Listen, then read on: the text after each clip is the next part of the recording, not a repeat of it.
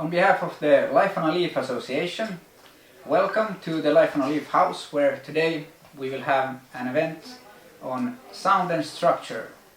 It will be a performance and then a panel where we will have first Halla Steinunn Stefánsdóttir performing a piece, and then we will have a discussion where Halla together with Shawn Decker will discuss different aspects of sound and structure together with Simo Alitalo.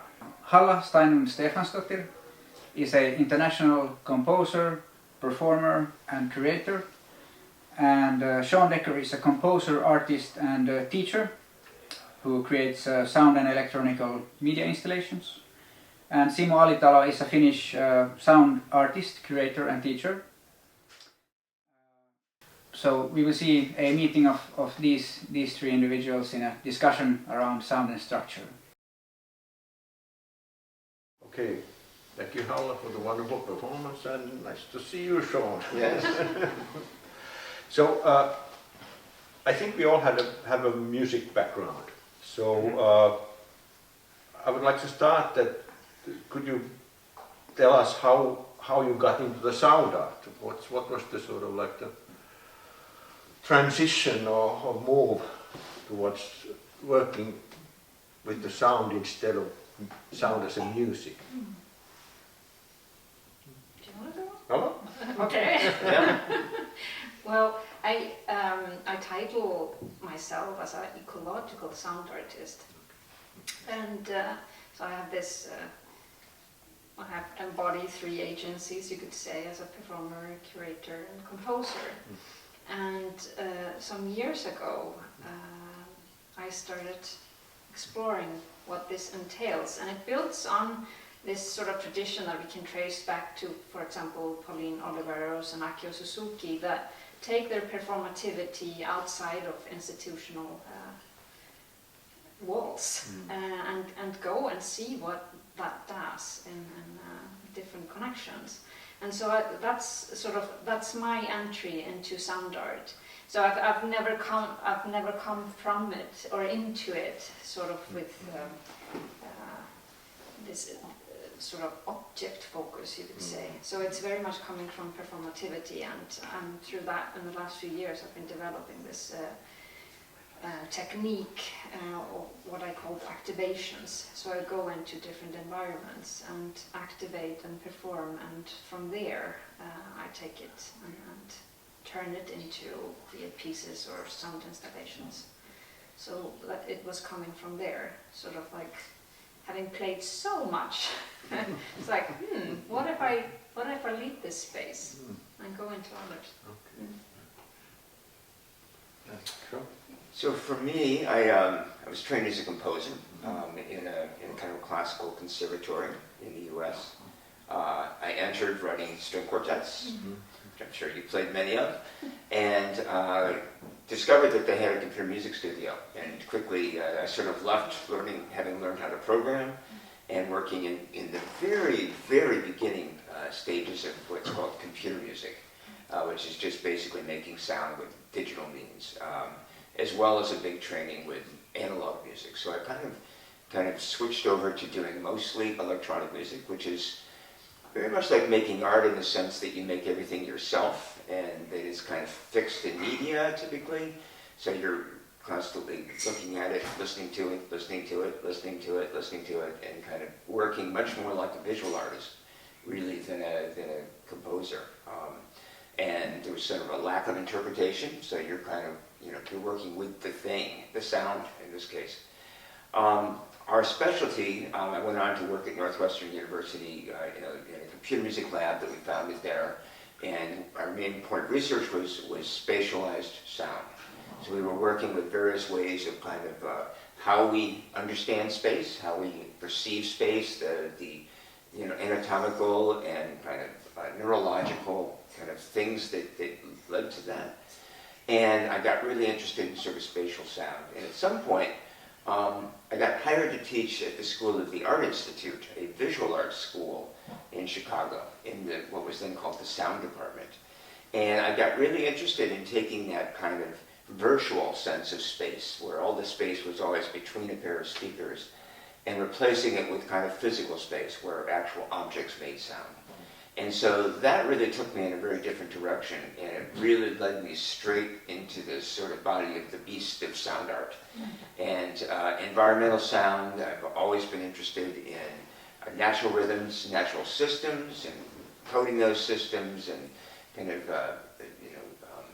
distilling the kind of idea of rhythm from natural systems, things like that. So I would say that was kind of probably where I crossed some sort of boundary and began calling myself a sound artist. Because mostly I would now do immersive installations. That they had no beginning or end, you simply walked into them, you left when you wanted to. Very different than music in a lot of ways. So. Okay, yeah. I try to remember when I started to think about sound as something external to music, and when I started the study of musicology in Turku University, my professor Jouko Tolonen, he played us Luc Ferrari's Presque Rien, almost nothing. Yeah. And he played it for 10 minutes and then he pronounced that this is not music. And I thought, okay, here we go again. Yeah. And he said, this is sonic. And that for me was an important moment because somebody sort of like articulated that there could be something outside music and it could have a name to it. And that's sort of like when I started to think about, okay, this is music. And because music very much wants to define the borders. So I started to think, what's on the other side? What's there? And later I started to study like a film music and film sound, and there are interesting moments when you seem to cross the border from music to sound. And how does it happen? What happens? And I did a paper about Stanley Kubrick's Shining, and that was kind of transformative moment for me. But another thing which was important was this book, Murray Schafer's Tuning of the World, and I sadly have to tell you that Murray died like a few days ago, on Sunday. But I thought that I would ask you that what was your relation to this opus, and how did it affect your artistic practice, or did it affect in any way? I think that I would say that today, working with sound, I mean, you can't escape not engaging with this. And I think that's how it's going to be in terms of Murray Schafer and his entire team. I mean, what they did. So I would say that in terms of a lot of conceptualization, in terms of the work that I'm doing, you always cross paths with him. I was actually sitting here in Turku, and I was writing about a piece that I've composed that is called Hear Her, that has actually his text, and then I opened Facebook and I could see that he had passed away, and I had the sounds from Turku coming in through the window, and it was like, it was very, it was a profound moment, and I have a very beautiful, actually, since you asked how we relate to, I have a very beautiful letter that his wife sent me, because I forwarded, there's text by him in the piece, and I forwarded the recording to him, and she said that, I have not memorized it, but the sounds would reach him. I mean, he had I think, dementia towards the end of his life. But of course, he and his colleagues, they started something that is still moving, and of course there have been, I think there are these loving, engaging relationships in terms of no, yes, no, sort of oscillating between some of the things that they put forth. I don't know, what do you... I mean, I teach from this book. there's a lot of really fundamental ideas, I think, that I brought from that. The notion of power, you know, with sound, for instance, imperialism, and the notion of the sort of, his talk about the electric revolution in that chapter in particular for me is really important. Notions of the quality of a environment, like a natural environment that has constant small amounts of change versus repetition, like being in a space where there's a constant 50 hertz hum or a 50 hertz light thing, and about how that changes the passage of time. All of those things are really important. I will say, though, that on the other hand, the book is rather dated, sexist, racist, in a number of other things. So I often have to literally kind of talk to my students before we read it and tell them that you have to understand that what I'm interested in here are some of these fundamental core ideas that he had, and I also abhor some of the things he says, which I do. So it's a real mixed bag in a lot of ways. So, but it's a very important and influential book, no doubt. Yeah, famous example is of course like him announcing that Inuit or Asians, or you name it. There's any number of really dreadful things he says in there. So But I think there are concepts there in terms of this whole nature good, human bad, and it's like we are constantly, you know, whether it's coming from this direction or another. I mean, there are these constant, interesting dialogues around that today, and like we know today that we somehow have to forge relations and define those relations and find some paths. Like there is no going back. In a way. So so there are elements, and yes, I know I found it abominable one that Westerkamp, that she had to pick up coffee for them, and you know that those things, you know. But these are I mean, there's been a lot of very good writing that kind of takes these ideas and runs with it, that is really good, and I think not probably as sort of naive even as this, but they all build on this text, every single one of them. So it's almost like anecdotal. When I found about this book that it exists, I also realized that it's awfully difficult to get your hands on it. And I tried to order it and couldn't get it. And then I found out that the Turku University Department of Geography had one copy. And I think that at that time, this was 80s, early 80s, I think that was the only copy in Finland.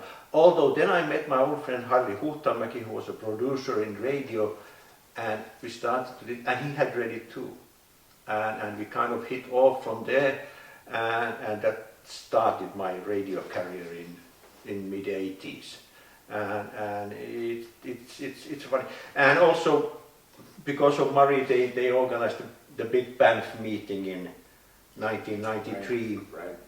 And it was like a gathering of tribes. Like everybody who was at that point interested in working with sound, thinking about sound, writing about sound, and I made a lot of good friends there. And I think Janet Cardiff was there, and she had these Spock ears, and she wanted to photograph everybody wearing these pointy Spock ears. So I think somewhere in her kind of a collection of photos, just me with the ears. So yes. Okay. Did you have any artists or role models or somebody who inspired you, somebody whose work you were listening or looking after, or was there something that, okay, there's something that's interesting, I might want to go to that direction? Anxiety of influence? I think it's coming from working in such diverse ways that there are so many influences in so many ways, and they so often intersect. It's like there's sort of no compartmentalizing. I think that's like the word in English. but I know, of course, like I was bringing up the name of Oliveros and Akio Suzuki, but in more recent times I've had the luck to actually work with and meet some of the members of the Landscape Quartet, a UK-based group that goes out into environment, and it was started by Bennett Hawk. And it was a funded research project actually. And so I would say that sort of these real life engagements and going out and doing things together, that has been hugely influential. Sabine. Is this Yeah. like a string quartet or No. no. But I know it sounds like, but so that's like, I mean, Bennett Hawk is a composer and violinist, a fantastic improviser, and in that group they also have Stefan Österkö, phenomenal guitar player, and he's been in the last few years developing a performance practice of Aeolian guitar. So he came across that, or started developing that within the work in the Landscape Quartet. And Sabine Vogel was a phenomenal flutist and very versatile improviser, and also in terms of this way of making sound art, of bringing she brings her flutes outside, and Bennett has been using his fiddles also in an Aeolian way. I've done that myself. I've been able to stand there and wave a violin in the wind with headphones. So I would say like a lot of inspiration has just come through real life engagement as well. But of course, the playlist at home is very long in terms of all things sound. Yeah. But how is it for you, Shawn? I would say there's like some classical composers who do electronic music that I'm really interested in. Nina Sinakis, the Greek composer, and who did a lot of work with really interesting computer applications in sound, and just some beautiful kind of sort of cloud sound compositions. They're really sound. And Penderecki, another cloud composer, and Edgar Varese, who was really kind of influential for me. But then, you would get into some of the American experimental composers, so people like Robert Ashley, who does a lot of text-based sound, Alvin Lucier, who really does sound really based around acoustics and physical structure, really fantastic composer who kind of turned a corner into sound art, I would say, sort of. And then people in that school, like, say, the Canadian Gordon Monahan, or people like that, who kind of were sort of flowing out of that probably, he was probably there. He was there. He was there. And Janet Cardiff, and other artists like that, I think influenced me quite a bit. So, But it's quite tricky, because like I have had a career as a chamber musician. I'm artistic director of an ensemble called Nordic Affect, and there we are also, I mean, it's always about where do you situate yourself. So I'm working a lot from this idea of situated actions, and of course within that field, and which is coming very much up in the discussion, is the lack of diversity and only certain voices being allowed to sound out. So I've been very driven in terms of the work of my ensemble we have a commissioning number that is sort of 50-50, and so it's like there are many hats, you would say, but I think that it very much boils down to and I find that puzzling, like if we who are working with sound and listening, and I've done this for such a long time, if we deny certain sounds, and or the field does not perhaps have the ability to listen with their, I think it was Santip Bhagwati who said, with your ears awake. And then we have like this direct line to that there might be something wrong with Western listening, in terms of not hearing anything until all our glaciers have disappeared. So there are many things one can one can. So in terms of influence, there are many influences, Well, but we're there's certainly doing a bad job of listening to our planet, that's for sure. Yeah. For instance, yes. and there is like and you also have the obligation yourself to think a little bit about what do I actually promote through what I do. But of course, When I grew up, there was the music was sort of like a very militantly guarding its borders, and then there was this Boulesian idea that there's only one direction where the contemporary music can go. So that's that pushed me a bit outside, and I was thinking that because there are borders, there must be something like on the other side. So have you had any tensions like you work both in the music world and in the art world? So has there been like, had your music colleagues said that this is not music, No. I think I think like, for example, in terms of contemporary music, like it was already branched out into so many directions towards the end of last century. And I think what I'm finding fascinating,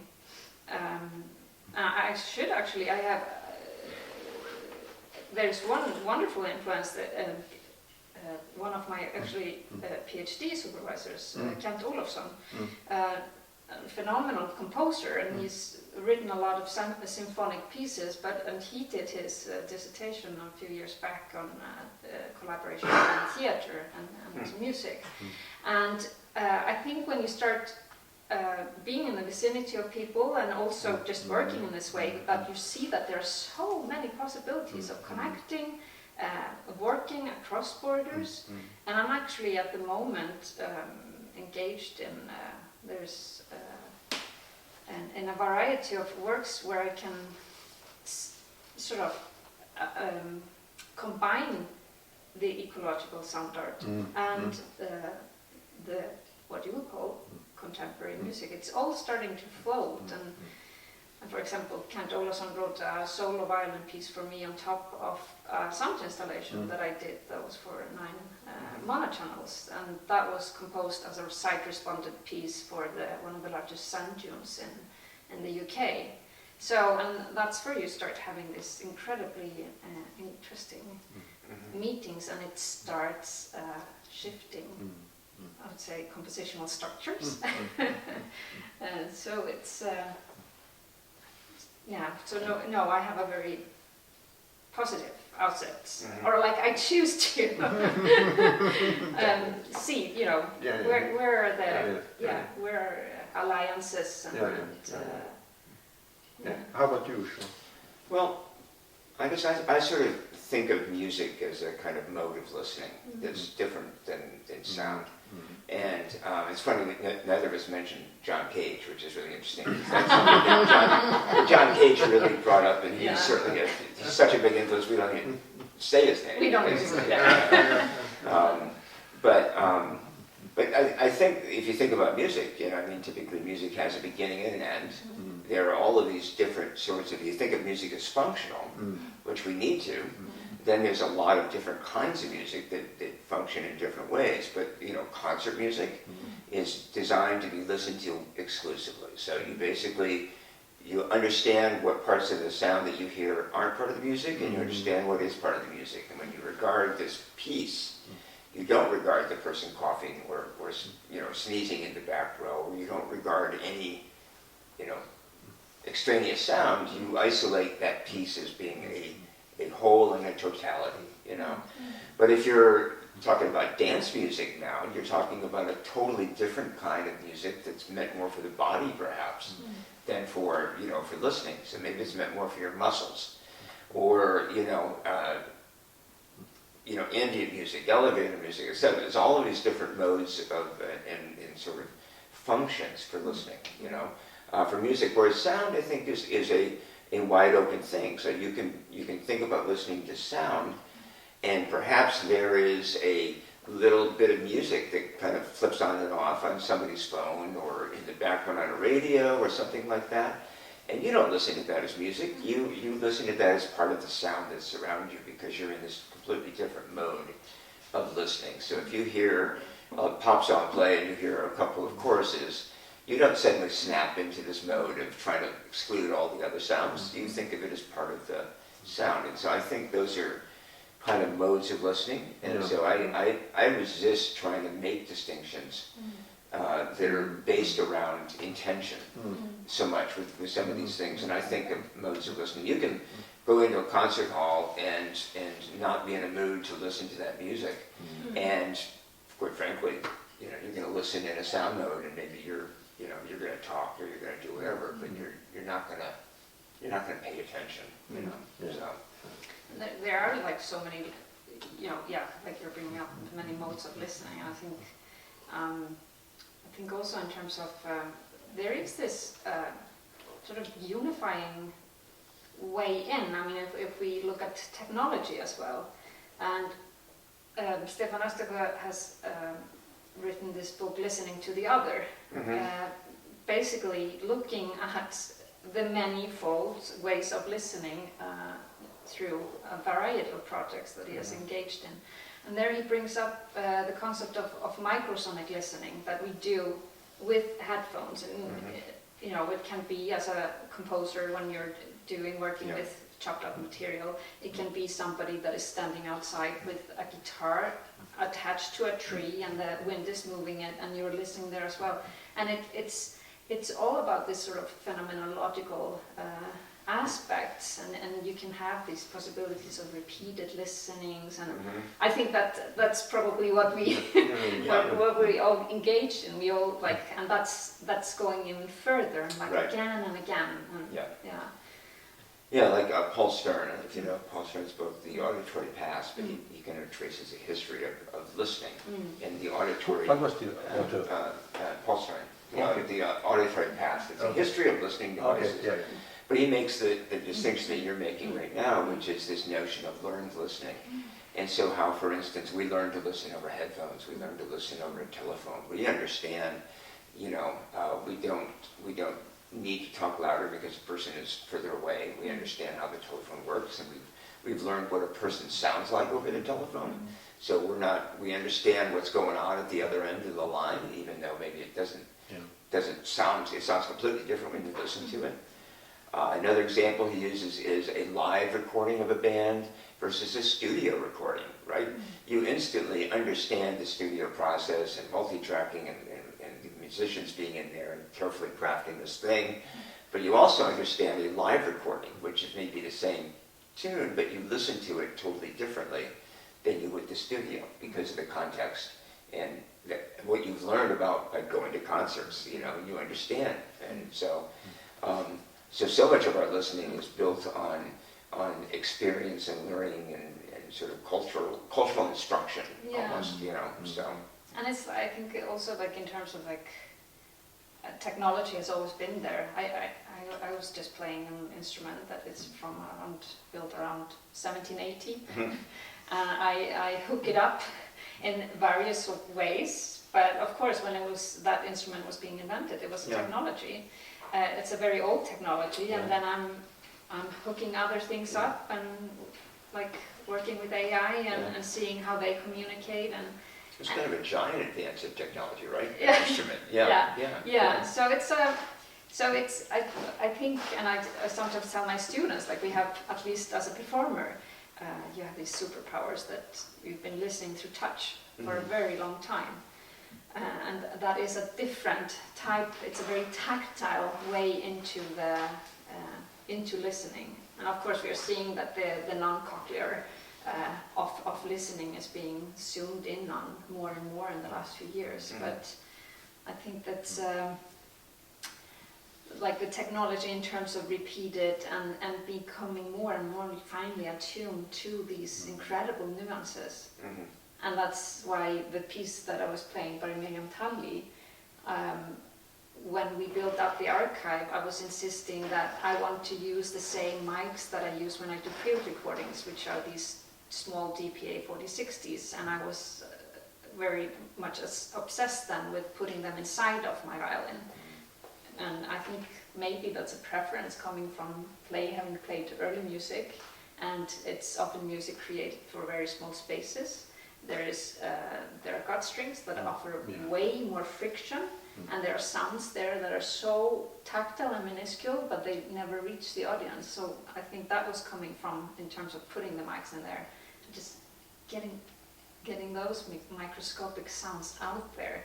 So it's a way of working with it and just expanding the frame, I would say. It's interesting when you think about recordings versus live performance.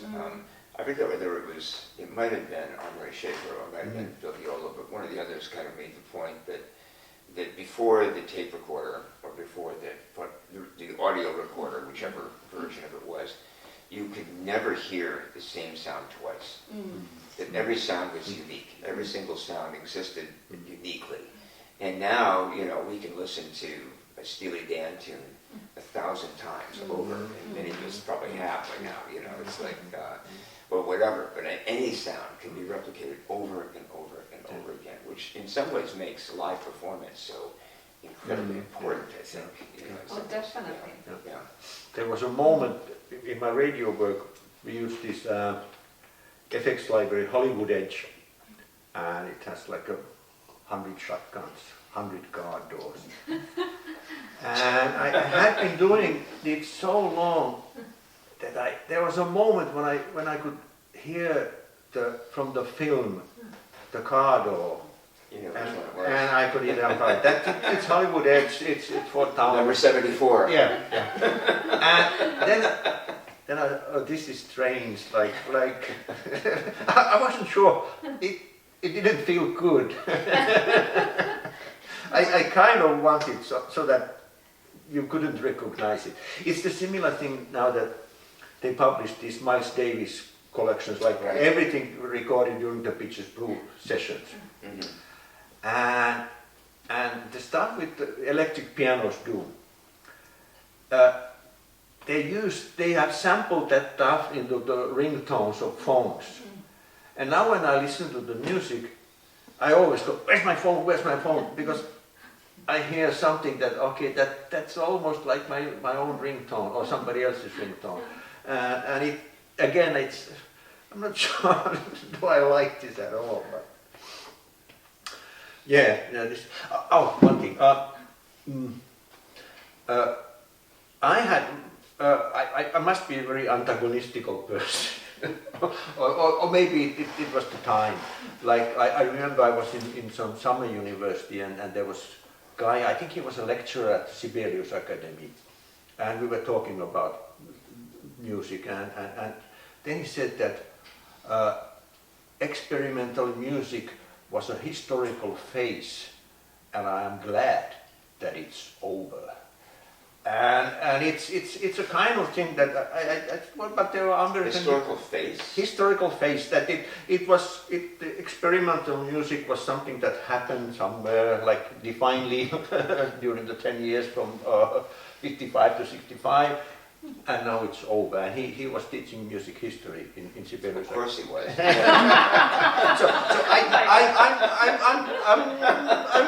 that's probably why I'm so antagonistic. The other thing I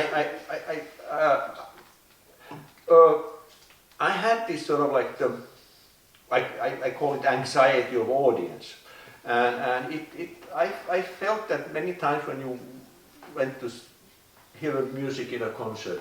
So there was this sort of like a feeling, like the general feeling of the audience that spread like osmosis, that they liked it or they didn't like it, or they liked it very much, but it wasn't their individual opinion about what they heard, but it was the audience opinion.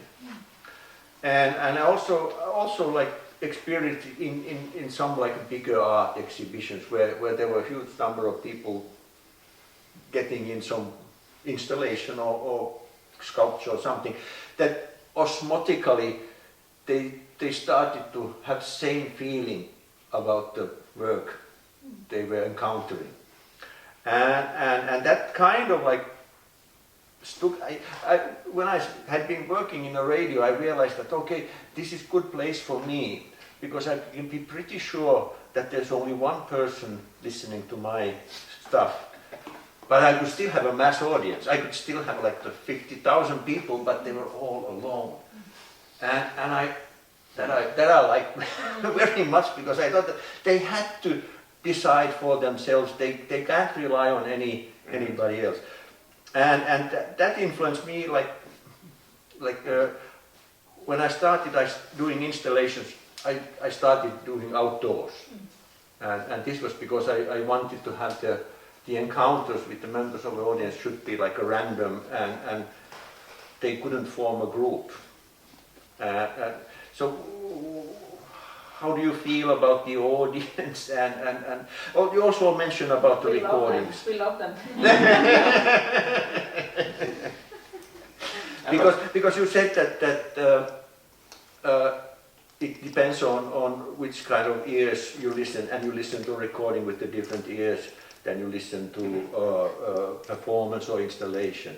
And early in my career, I had this experience that if I publish something as a recording, then it's very unlikely that they listen to it as sound art, but they will listen to it as a music.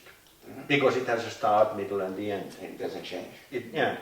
And that comes into this too, that I haven't published any recordings of except in the earlier. But you do recordings.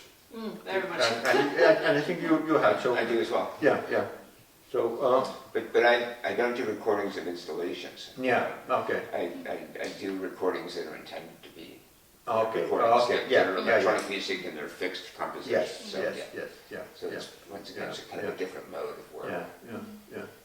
And in the installations, I think, obviously to hear on your installations what your goal is there, but quite often my goal as an installation is to make a piece that doesn't ever kind of do the same thing twice. It doesn't repeat, that is indeterminate in various ways. And it kind of runs against that idea of a recording in some ways. And that every exposure to it will be unique in some ways, what you hear. So I don't know if do you have an approach to that, or? Yeah, it's like I've done both, and there's something that is so truly satisfying about not having coordinated tracks and starting things up and actually letting things morph and appear as within time. So yes, and then some. It is because of the incredible trickiness of whether we call it installation or piece or however we frame it. There are so many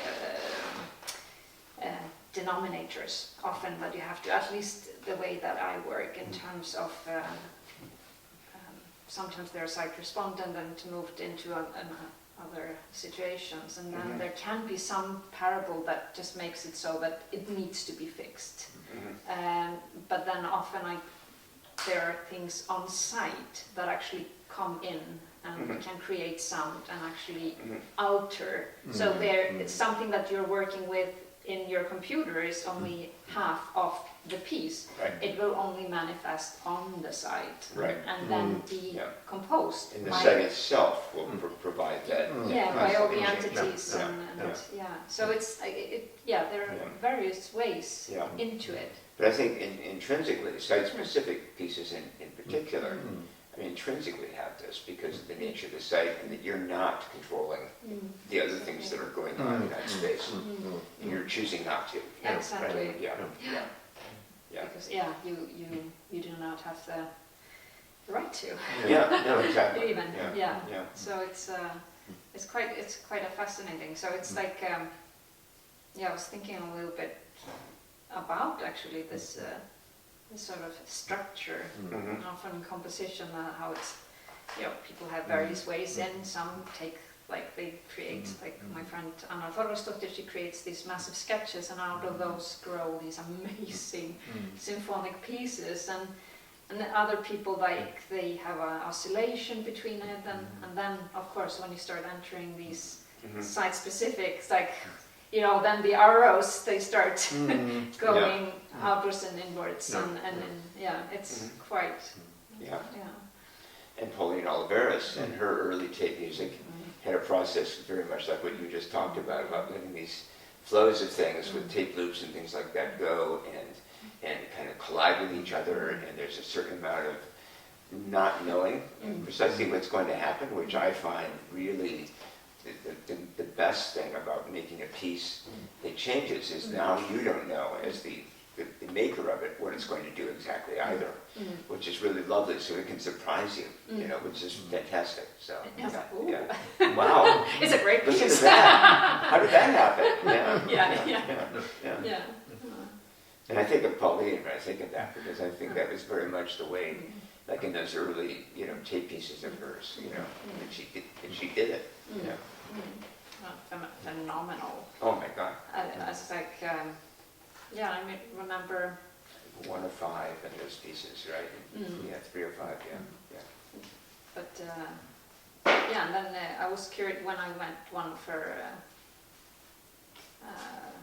one of her students towards the end of July when I was asking, what are you doing? And then, of course, they were working in Second Life, and I was like, of course. That was like so logical. Yeah, of course you went up there.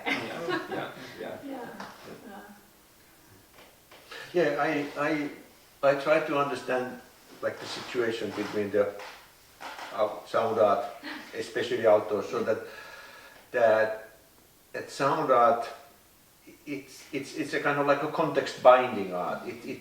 It sucks in the whole context where you put it, and I think that has to have some connection with the gift aspect. That was a wonderful thing that happened just now, but I didn't. Who put it there? I didn't put the. Did you put it there? Yeah. And I think again, what I'm suspicious about music is that music is a kind of context repelling art.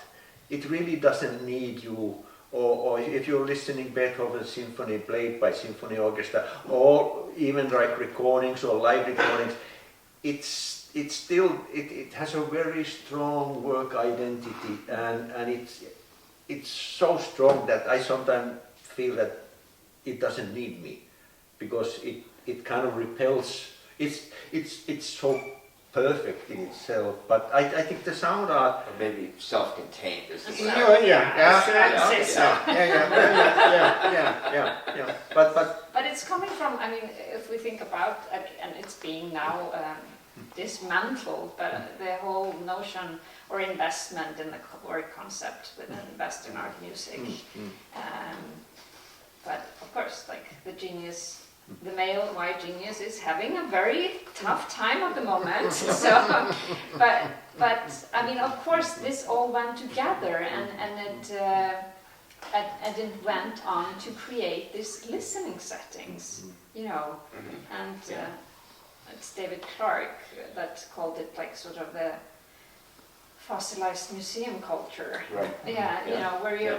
But this is, you know, this is being worked with and dismantled through so many. I mean, there are so many fascinating people working and pushing at this grid, and it's, you know, steering things maybe more towards, you know, there's intersubjectivity and collaborations, and where do we listen to each other there? Where do we meet, and what does that entail in terms of the audience? And since you brought up the album sort of as being this repeatable thing, I went and did an album called Rain Damage, and we set it up sort of as a collaborative project where, and it was done at Valke Siusson's greenhouse studios in Reykjavik, and where we started collaborating and editing, and, you know, across sort of boundaries, because often there are like these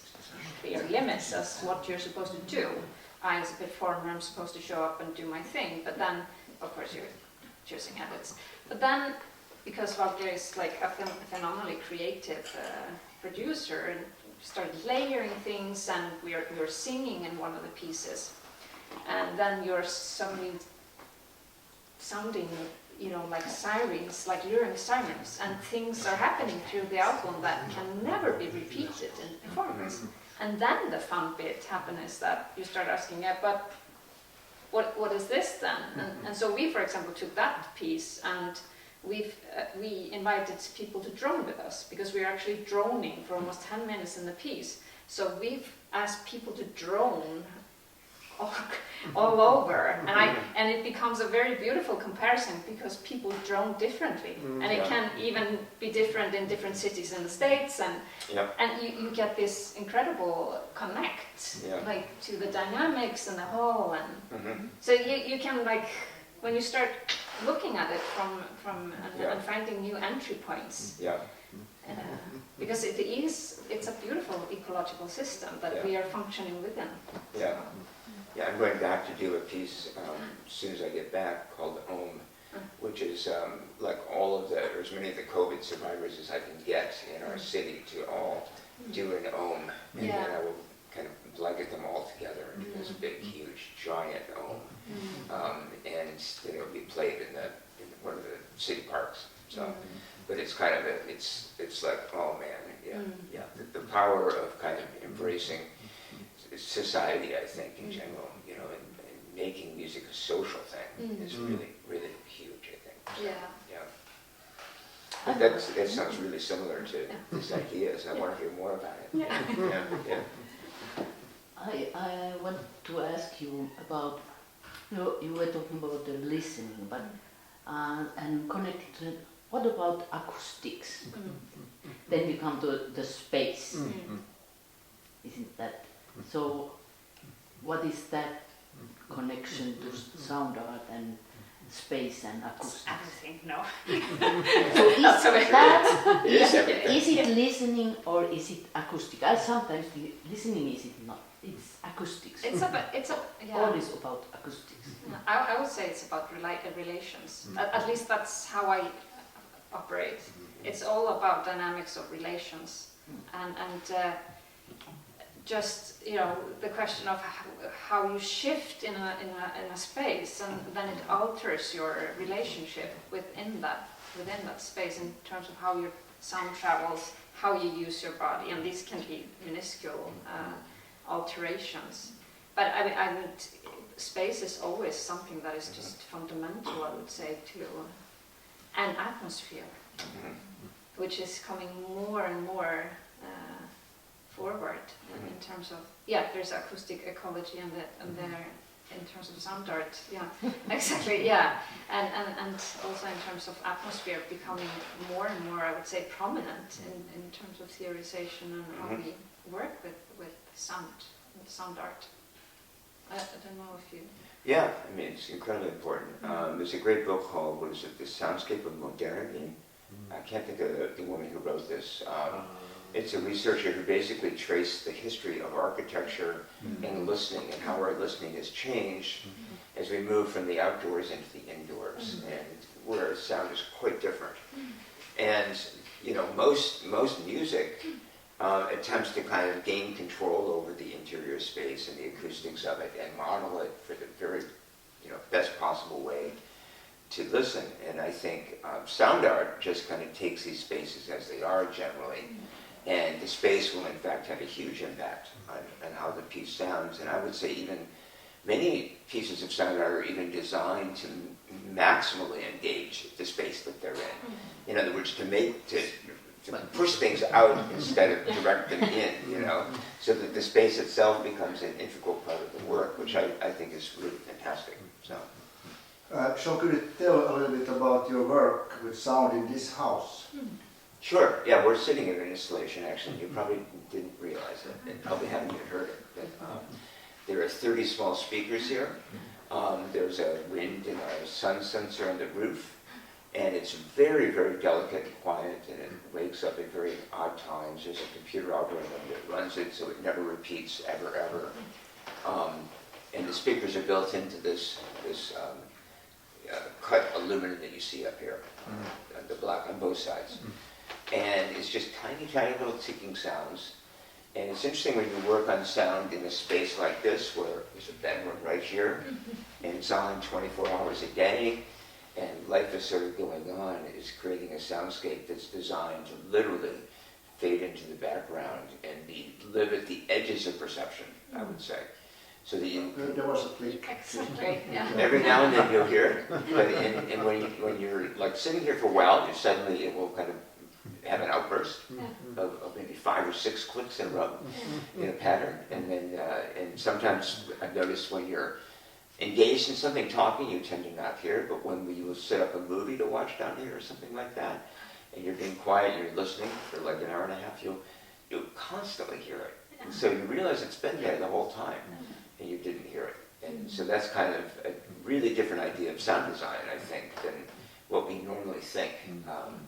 And that really gets into a weird space between art and design, I think, where in a certain sense you could call this an art project, but in a certain sense it's actually design. You know, it's like designing a sound for a space. So. And it's also coming close to the concept of ornament, which is in a kind of the background, which is there, but you don't really realize it all the time. Until you look for it. Yeah, right, yeah. Incredibly well done. It's like so subtle and beautiful. I've heard it a few times. Yeah, it's amazing. You think you kind of double check yourself. What was that sound exactly? Yeah. And it's funny, it's a lot like, say, appliance sounds, where maybe you have a refrigerator that makes a funny hum or a tick, but it's not regular. You know, that's the difference. It's really kind of irregular. Yeah. And halting and, yeah. Any other audience questions? So I think we are rounding up. So I think one of the art world. What's your relationship with the art world? And have you had many encounters with the art world, museums, galleries? You mean in terms of performing or going or having an exhibition or having a gallery show or being part of a group show? Or...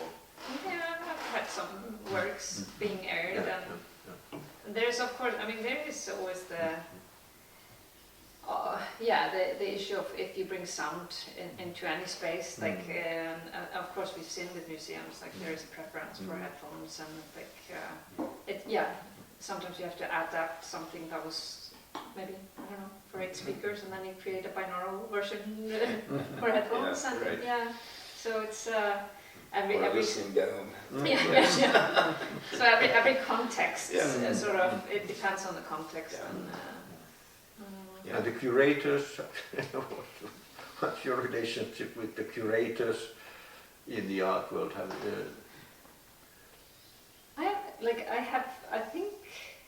I usually just have positive vibes and it's like I am a curator myself, so what am I going to say?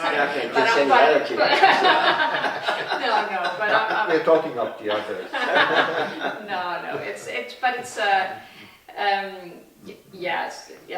Now we're getting sidetracked. But of course, I'm curating within music, so music is perhaps starting to formulate that role there some years behind, we could say, and what role that has. So it really depends on, but there is like this fluctuation. So it's like there are of course art, and then there is. But I think with new media and everything, there's such a flow and fluctuations in terms of what is being put on. I don't know.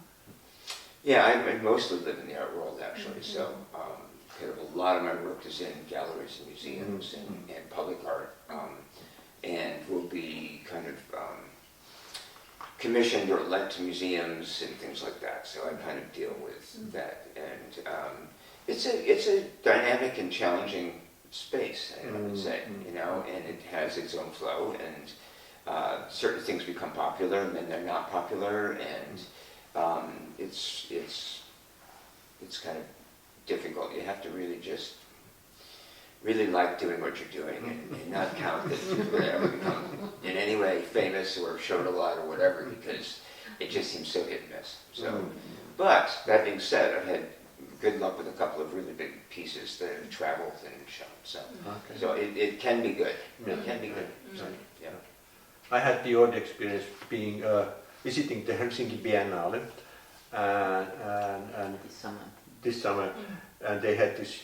What's the name of the Janet Cardiff and George Miller. Yeah. So the big installation they did for the castle. Was it the last time? Yeah, 70. I forgot. It has like it's a huge thing. Has like maybe 24 channels and stuff. Really good, nice audio work. Really works in the outdoor leafy environment. And that there is a piece of Arvo Pärt's choir piece there. And what the curators write, they write the notes about it's only about the Arvo Pärt and nothing about the where it's situated, this piece of music. And it was so sad that they couldn't have gotten, it's a choir piece, so I think maybe they got stereo tracks or 4 tracks, but when everything else is so nicely spatialized in the environment and seems to come from the trees or leaves, then you immediately hear, this is a recording, slightly spatialized, but this is a recording. What does it do here in the middle of this incredible piece? But that's what the curators knew, what they were familiar with. They thought that has a general cultural value, so that's what they lifted, not the old sort of like the artistry and skill that was behind all the other sounds. So, but the whole piece was there. Whole piece was they there. Just talked about that. That's the only thing they mentioned. It's a short piece, but still it was how it was introduced to the audience. So it kind of makes you wonder what's the future of this thing in the art world. But again, it's me. And I wouldn't judge the whole. I wouldn't judge the whole art world. There will be all kinds of things like that. No. Maybe we should end this by droning together. Oh, yeah. Can you start? So give us.